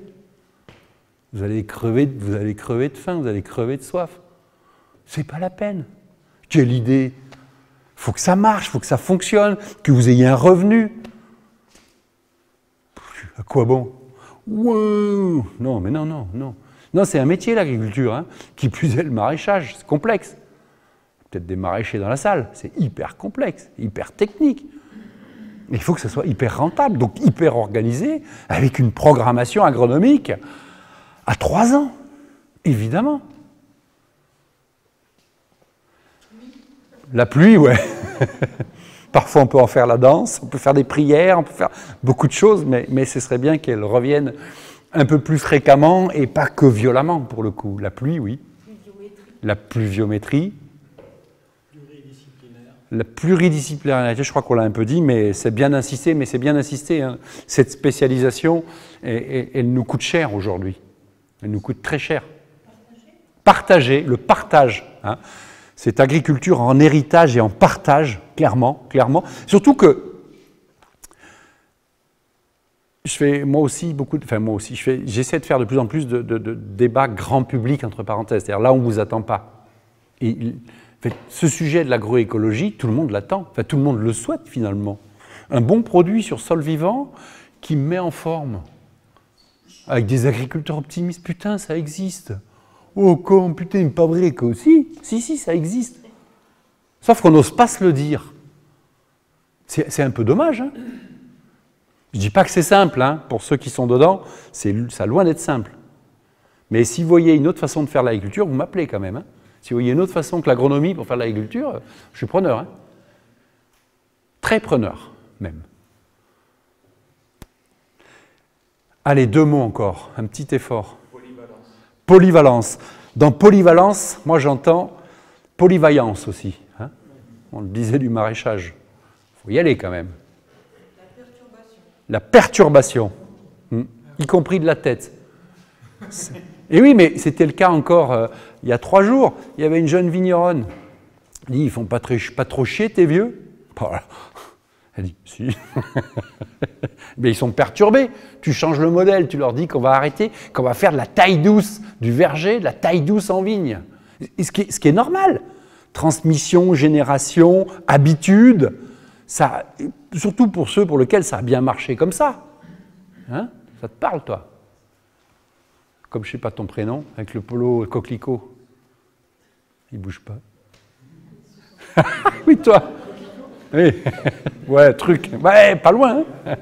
Hein, la perturbation. Vous perturbez l'écosystème dans lequel vous êtes, la tradition, la famille. Moi, mes parents, quand ils ont vendu la ferme, parce qu'on était traversés par le TGV, les frères et sœurs qui faisaient les marioles à Paris, là, ils disaient, hein, tu casses l'héritage familial. Mais tu viens traire les vaches, toi, ou pas? C'est moi qui les trais, leur disait mon père. C'est pas toi. Le TGV, il traverse la ferme, il faudrait rester là à contempler les trains, tu vois. Super. La tradition, passage. Oui, ça, c'est des grandes perturbations qu'on met dans les campagnes. De l'importance que de l'étayer, de le préciser. Je vais faire ça. Je vais faire de l'agroécologie. Vraiment très compliqué. Hein. Il ne faut pas sous-estimer le poids de la tradition. On peut le mettre dans le thé. On peut le mettre dans le thé. Attends, on n'en est pas là. Polyculture. Avec et sans jeu de mots. Dans sa tête aussi. Hein, puisque tout ça, c'est quand même quelque chose qui doit se passer. Ce que j'aurais aimé que vous trouviez, mais vous n'en êtes pas loin. Comment? Ah oui. Ah ouais. Pollinisation. Tu l'as dessiné là. Hein. L'essaim d'abeilles sauvages dans la trogne, la pollinisation. Lisez, regardez les travaux d'Yves Daricot. Yves Daricot sur les plantes de demain et sur les plantes campagne de la vigne. Yves Daricot, ça fait 10 ans qu'il nous dit « Il faut changer le cortège des plantes, votre végétal local c'est bien, mais ça fait que la moitié du boulot. » Il y a des, on le disait tout à l'heure avec toi François, tout fleurit un mois plus tôt. Les pollinisateurs n'ont strictement rien à bouffer. Mettez des plantes X, Y, Z, on les nommera peut-être cet après-midi, mettez des plantes qui sont déjà là, qui sont dans les parcs, qui sont dans les jardins depuis longtemps. Et nous, on est là dans notre contemplation stéréotypée, peur de l'autre, peur de l'oiseau migrateur, peur de la plante qui viendrait d'ailleurs, qui va nous envahir. Mon Dieu, elle va nous envahir, on va mourir. On va planter 3 sophoras, ça va nous envahir. Mais non. Hein, dans ces chaînes alimentaires qu'on a commencé à amorcer, les pollens sont une des premières marches. Est-ce que j'ai des paysages de pollen ou pas? Et dans toutes mes réflexions que je gère, 50 mètres carrés ou 50 ou 500 hectares, je dois avoir cette réflexion systématique. Où sont les pollens?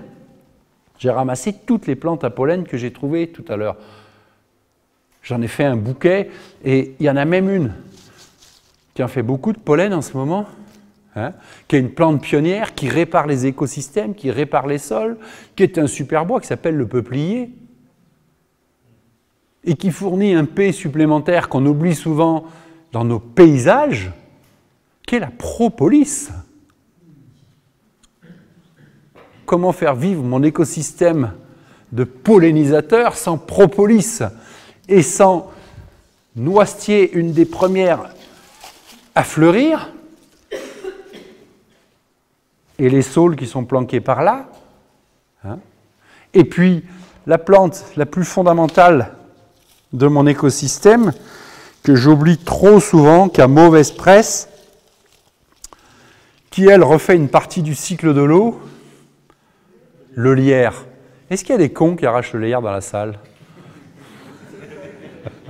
Des fois, il y en a 5 qui lèvent la main, tu sais. Le lierre n'a jamais fait mourir un arbre. Jamais. Strictement jamais. C'est comme si tu disais que l'alcool avait fait mourir le vieux de 98 ans. C'est une blague, quoi. Qui a picolé ses 2 verres de vin à tous les repas. Hein, le lierre est une plante essentielle, et vous le savez, je pense. Ça a une vingtaine de fonctions de premier ordre, le lierre. Citons... on a parlé de sa feuille persistante, froide, à idioblaste, donc qui fixe l'humidité. Plus il fait chaud, plus ça fixe l'humidité, plus ça réhydrate les champs mycorhiziens de l'agroforêt ou de la forêt. Faire de l'agroforesterie sans lierre, c'est même pas la peine d'essayer. Ou la salse-pareille, puisque très vite, après, on bascule dans le royaume de la salse-pareille, cette putain de saloperie qui pique, mais qui est pourtant tellement essentielle. La salse-pareille, l'herbe au schtroumpf. Vous n'avez pas assez lu les schtroumpfs, monsieur. Mais la salse-pareille, une plante absolument en cœur, ouais. On en verra peut-être cet après-midi. Il doit y en avoir par là. Hein, il doit y en avoir. Plante incroyable. Ouais. La salse-pareille, ouais. On va en trouver de toute façon. Hein. J'arrive il y a 1 an et demi ou 2 à Fitou. On nous demande d'aller faire un atelier à Fitou parce que c'est un des endroits où il pleut le moins de France. Et là, pour le coup, tout est... Et partout, vous voyez une plante qui insolente, verte, qui pousse la salspareille. Si ça, ce n'est pas un modèle à suivre, on se trompe. Hein. Dans notre état des lieux des 24 points, quelles sont les plantes compagnes qui sont là? À quoi servent-elles? Pourquoi elles sont là? Ouais, ça pique la salspareille, oui, enfin ça pique parce que par les épines, ça prend de l'humidité aussi, et parce que ça protège l'écosystème. C'est grâce aux ronces, aux épines, pruneliers, aubépines, salspareilles, qu'on reconstruit des écosystèmes forestiers, agroforestiers. La ronce est le berceau du chêne. Donc le lierre, floraison tardive, donc je nourris tout mon écosystème en fin d'automne, en fin d'été plutôt, et du coup après, ben, j'ai des baies pour tout le monde, à commencer par les chauves-souris. Hein? Dans ma boucle agroforestière, j'ai bien de la nourriture pour tout le monde, tout le temps. Et puis il suffit de regarder. Oui. Comment? Bah ouais. Absolument. Hein, une feuille persistante, tout le monde peut se planquer. Puis vous voyez, regardez celle-ci. Regardez comme elle est pâturée. Tous les arbres, toutes les plantes sont pâturées par l'écosystème environnant. Donc cette nourriture terrestre de premier ordre, elle est là. Le lierre. Bon, il ne faudrait pas que je m'échappe trop. Alors, dans le P, il nous reste, parce que c'est pas que ça me tient à cœur, mais pâturage, pérennité. Hein, on a mis durabilité, pérennité, pérennité, pérennité, pérennité. Des P, il y en a 10, mais on peut en trouver 20. Moi, je veux vous faire aller sur production, productivité et protection en même temps. C'est là qu'on change complètement de sémantique. On peut faire une agriculture qui protège et qui produit. Et il y en a marre d'opposer les soi-disant protecteurs écolos et les soi-disant producteurs productivistes. Ça n'a pas de sens. C'est le même sujet, cette productivité. Je produis et plus je produis, plus je protège. Et c'est ça le sujet de société que l'on doit porter. Enfin, je ne suis pas en train de vous dire c'est ce qu'il faut faire, hein, mais il me semble qu'il faut qu'on sorte de ce fossé, de cette cloison, de cette segmentation. Je protège, tu produis, et inversement. Et je t'emmerde, parce que c'est quand même ça le sujet. Hein? Donc, la productivité, la protection, et puis, autre P que je mets au tableau volontairement, c'est la prévention. Toutes nos agricultures sont sous la réparation. J'essaie de réparer du sol, j'essaie de réparer une masse d'eau, j'essaie de réparer une plante qui est oxydée, qui est malade, qui chope tous les parasites, toutes les maladies, tous les trucs. Non. Si je fais de l'agriculture pérenne, si je fais de l'agriculture sur sol vivant, il faut que je me mette en prévention. Donc, en termes de comportement, ce n'est pas tout à fait la même chose. Bien sûr qu'il y aura encore des parasites, bien sûr qu'il y aura encore des ravageurs, bien sûr qu'il y aura encore des maladies. Mais si je mets tout en prévention, je veux dire, quand je plante ça, hein, désolé d'insister, mais quand je plante ça, je sais que je vais être emmerdé tout le temps. Il n'y a rien de pire qu'une plante strangulée et oxydée. Vous avez peut-être entendu parler d'oxydoréduction et de pH redox. Une plante oxydée, ça chope tout ce qui passe, comme nous, hein. Ben, reprenons le truc, mettons-nous dans une boîte en carton, comme ça, coincée comme ça, sans lumière. Vous allez voir ce qu'on va choper. Hein? Donc, la prévention, protection, prévention. P, qu'est-ce qu'il y a? Il y a encore des trucs après le P? Je ne sais plus, moi, à force. PQ. Ben... Pécunier, hein, faut vite rattraper le coup. Quantité et qualité, clairement. Il faut de la quantité, il faut de la qualité, il faut les indexer. Donc, on va mettre quantité. Allez, je vais mettre qualité aussi. Je l'ai dit, hein, de la densité nutritionnelle, de la valeur du produit, etc., etc., etc. Ça sera déterminant. Aujourd'hui, on a ce qui s'appelle des food scanners qui arrivent. Vous piquez une tomate, vous piquez une carotte. Pour le vin, ça va être un peu plus complexe à mon avis, mais on est assez bon, nous, pour déguster, n'est-ce pas? Mais on connaît la valeur du produit. Et le produit qu'on met sur l'étal, PQR. Alors, R. Robuste. Des plantes robustes. Régénérées. Hein, quand on parle de permaculture ou d'agroécologie, n'oublions pas qu'outre-Atlantique, on parle d'agriculture de régénération, ce qui est la même chose fondamentalement. Comment? Madame disait restauration. Oui, restauration, restaurer les écosystèmes, se restaurer. Hein? Et oui, non mais... Enfin, je suis désolé, la vie, c'est pas fait pour manger tous les jours de la lentille corail mal cuite, mal cuisinée et dégueulasse, quoi. Hein? Ça, c'est pas politiquement très correct. Je l'aurais tenté quand même. Hein? La vie, c'est pas ça. Se restaurer, c'est une bonne entrecôte avec un bon gratin dauphinois, une entrée. Eh bien oui, on est dans des écosystèmes qui produisent plus et beaucoup et en abondance. Donc, hein, chacun à satiété, chacun son choix. Hein.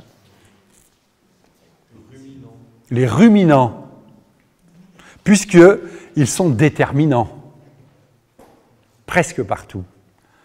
Les ruminants sont déterminants. On évolue avec eux et on voudrait les exclure. Waouh! Vous enlevez un gros maillon dans la chaîne. Inquiétant, très inquiétant. On a fait une manifestation qui s'appelait l'éloge de la bouse, il n'y a pas longtemps.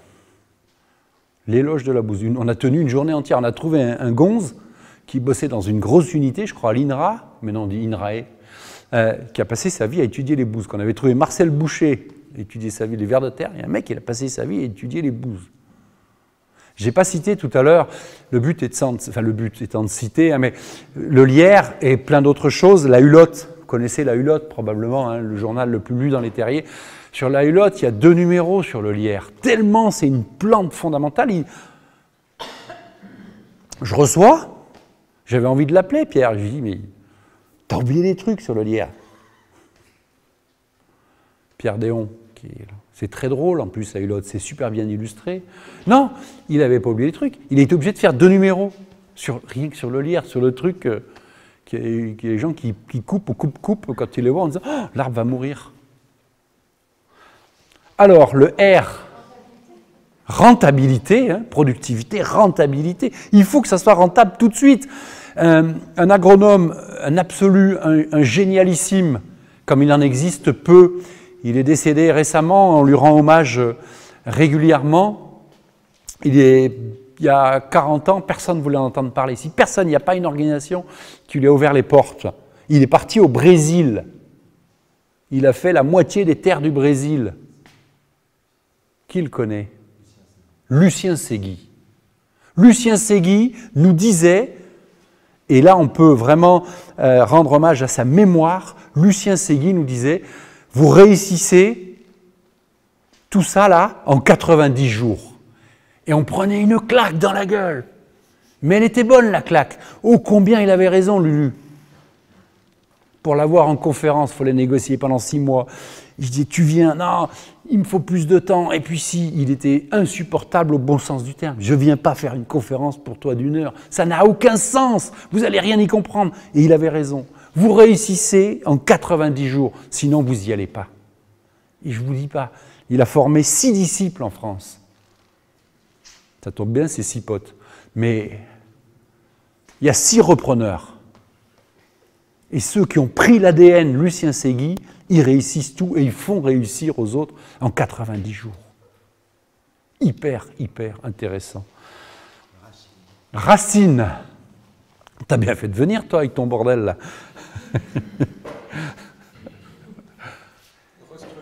Restructuration.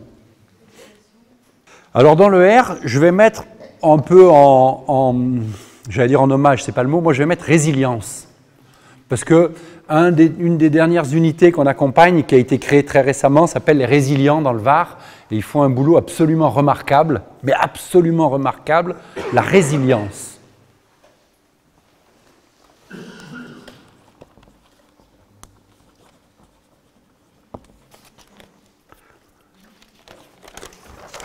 C'est pas de ma faute, vous n'allez pas assez vite. Le S, c'est facile. Savoir-faire. Savoir-faire. Je pensais que sylviculture. Système. Substance. Science. Sève. Bon sens. Oui. Sens bon. Ouais. Structuration.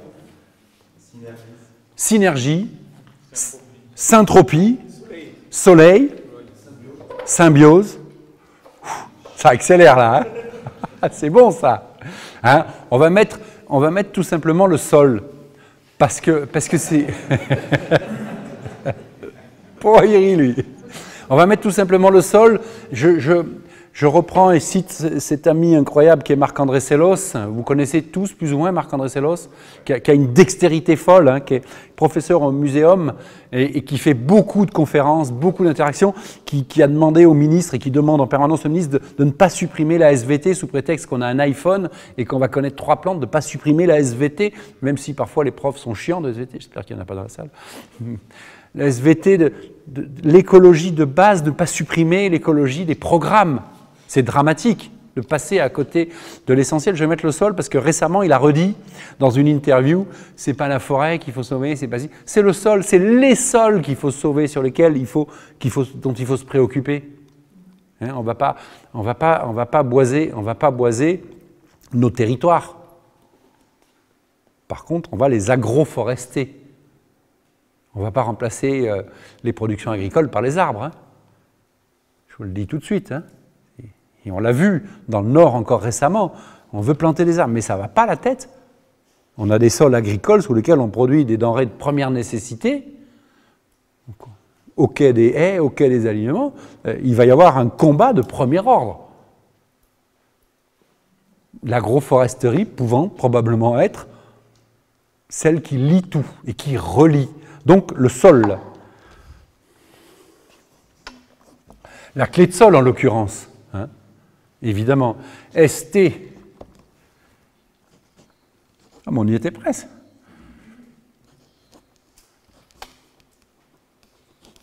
Alors, je vous écoute. Tanin. Le monde du tanin, le travail. Terroir. Tradition.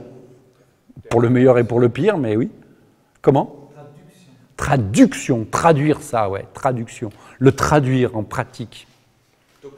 Topologie. Le temps qui est beaucoup revenu hein, dans cette matinée. Il faut que j'en laisse aussi aux autres, vous voyez. Mais eux c'est des cerveaux bien faits.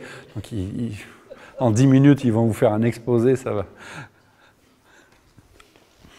Je me rends compte que je ne t'ai pas salué.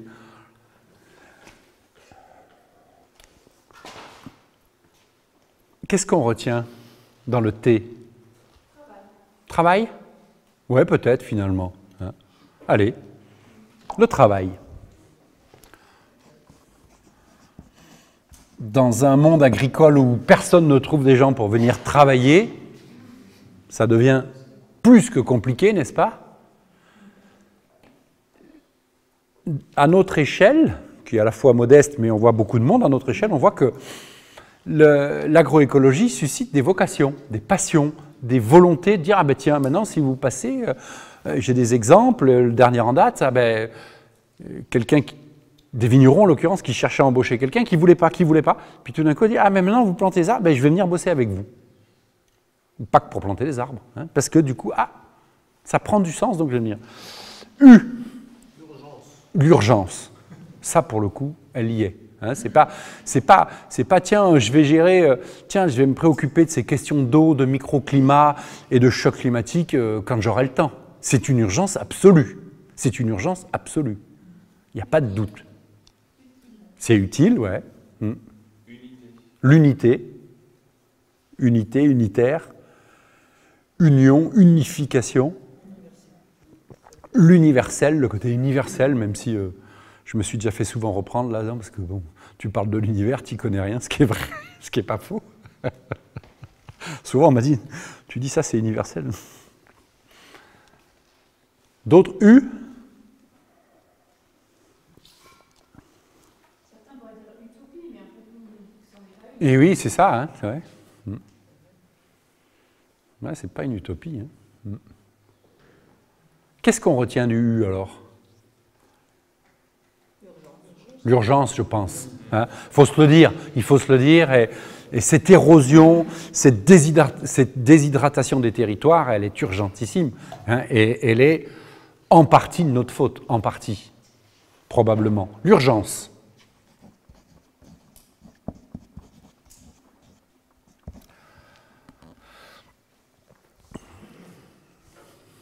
V. La vie. Hein. Sol vivant, la vie.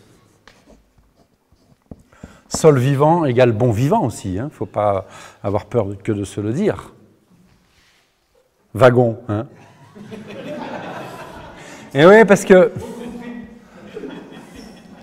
il y a beaucoup, en agriculture, il y a beaucoup de locomotives, et moi je pense qu'il faut monter dans le bon wagon. Et pas laisser passer le train. Mais rigole pas, c'est vrai. Moi qui la ferme familiale a été traversée par le TGV, j'ai souvent mis des cailloux sur les rails pour voir ce que ça faisait.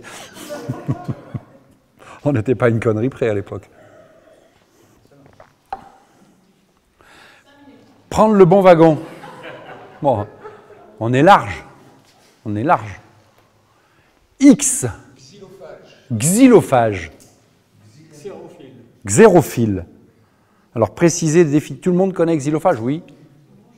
Hein, on lutte contre, vas-y. Insecte qui mange le bois. Les termites. Voilà. Hein, insecte précieux, on dit pareil. On dit, mais mon chêne, il est percé par les capricornes ou les... aidez-moi. Comment? Les vrillettes. Mais si un arbre se fait bouffer par une bestiole, c'est qu'il doit être recyclé et créer de la matière organique. Il n'y a pas de maladie, il n'y a pas de maladie dans la nature. Il n'y a pas de vermine, hein. Il n'y a pas de mauvaises herbes. Il n'y a pas de. On parle de parasites, on parle de nuisibles. Vous en connaissez des nuisibles? Le renard serait considéré comme nuisible. Ce n'est pas parce qu'il bouffe 3 poules de temps en temps qu'il ne fait pas un boulot monumental. Le renard serait nuisible, tiens donc. Mais si les renards s'approchent trop des maisons, c'est qu'ils n'ont rien à bouffer dans les champs. Hein. Ah, c'est pas tout à fait la même vision. Toi, tu avais dit... Xérophile. Alors, xérophile, qu'est-ce que c'est? C'est une plante qui résiste à des climats arides, à la sécheresse. C'est intéressant, hein? Xérophile, je crois que ça s'écrit comme ça. Y. Ouais. Oui. XY.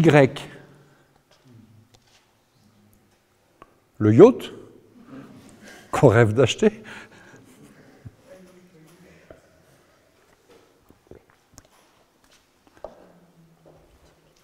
YZ. Zoologie. Mais oui. On n'a pas arrêté de dire que les animaux devaient reprendre leur juste place. Zoologie.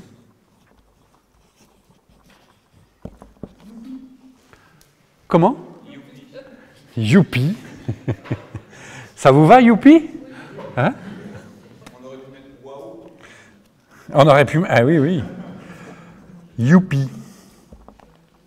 Il me reste... Merci pour votre participation.